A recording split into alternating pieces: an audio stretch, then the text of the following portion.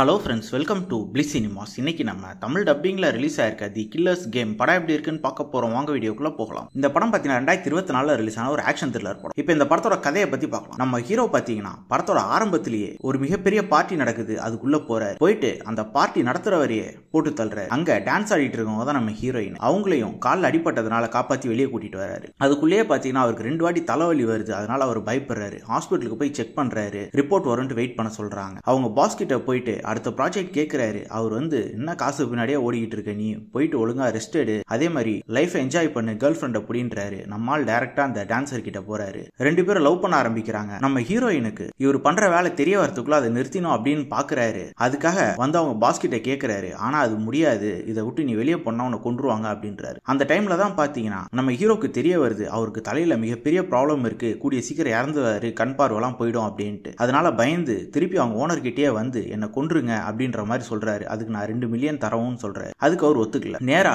இவரை பிடிக்காத ஆப்போசிட் கேங்ல போயிட்டு அந்த பணத்தை கொடுத்து என்ன கொல்லுங்க அப்படின்றாரு. அந்த லேடி தாராளமா பண்றேன் அப்படின்னு சொல்லிட்டு காசையும் வாங்கிக்கிறாங்க. இந்த மாதிரி சிச்சுவேஷன் நம்ம ஹீரோக்கு தெரிய வருது அவருக்கு உண்மையாலே அந்த ப்ராப்ளம் கிடையாது, டெஸ்ட் ரிப்போர்ட் மாறி இருக்கு அப்படின்னு. அதுக்கப்புறம் இந்த படத்துல என்னென்ன சுவாரஸ்யமான சம்பவம் நடக்குது, அந்த வில்லி நம்ம ஹீரோவை கொன்னாரா இல்ல அதுல இருந்து நம்ம ஹீரோ தப்பிச்சாரா இல்லையா அப்படின்றது தான் இந்த படத்தோட மொத்த கதையே. இப்போ இந்த படத்தோட பாசிட்டிவ் நெகட்டிவ் பத்தி பார்க்கலாம். பாசிட்டிவ், கண்டிப்பா படத்துல ஒரு ஆக்ஷன் சீக்வன்ஸ் சொல்லலாம், நீட்டாவே ஒர்க் அவுட் ஆயிருந்தது. ஆனா என்ன எல்லா சீனுமே கிட்டத்தட்ட ரத்தம் தெறிக்க இருக்கு. ஆனா பாக்கிறதுக்கு நல்லாவும் தான் இருக்கு. பெர்ஃபார்மன்ஸஸ் நம்ம ஹீரோ நல்ல ஒரு பெர்ஃபார்மன்ஸே கொடுத்திருக்காரு. அவங்களோட லவ் பேரும் நல்லாவே இருந்தது. படம் ஸ்டார்டிங்ல இருந்தே கொஞ்சம் ஸ்லோவா போன மாதிரி தான் இருந்தது. அதுவும் நடுவுல கொஞ்சம் போர்ஷன்ஸ்லாம் ரொம்பவே லாக் அடிச்சது. ஆனா இன்ட்ரோலுக்கு அப்புறம் பாத்தீங்கன்னா படம் விறுவிறுன்னு போச்சு. டெக்னிக்கல் ஆஸ்பெக்ட்ஸும் படம் நல்லாவே இருந்தது. சினிமோட்டோகிராஃபி, சவுண்ட் எஃபெக்ட்ஸ், பிஜிஎம் எல்லாமே நல்லாவே பண்ணி கொடுத்திருக்காங்க. விஎஃப்எக்ஸ்ல தான் பிளட் தெரிக்கிற மாதிரி காமிச்சிருக்காங்க. அது இன்னும் கொஞ்சம் கம்மி பண்ணிருக்கலாம், ரொம்ப ஓவரா இருந்தது. அதே மாதிரி ஸ்கிரீன் பிளேஸும் பாத்தீங்கன்னா நான் ஆல்ரெடி சொன்ன மாதிரி படம் ஒரு நீட்டான படம் தான், ஒரு ஒன் டைம் வாட்சபிள் படமா வந்திருக்கு. ஃபர்ஸ்ட் ஹாஃப்ல கொஞ்சம் ஸ்லோவாகவும் செகண்ட் ஹாஃப் ஓரளவு விறுவிறுன்னு போகுது. படத்துல அடல்ட் கண்டென்ட் இருக்கு, சோ ஃபேமிலியோட ட்ரை பண்ணாது. யாருக்கெல்லாம் ஒரு ஒன் டைம் வாட்சபிள் படம் பார்க்கணும் போது ட்ரை பண்ணி பாருங்க. இன்னொரு வீடியோவில் சந்திக்கலாம்.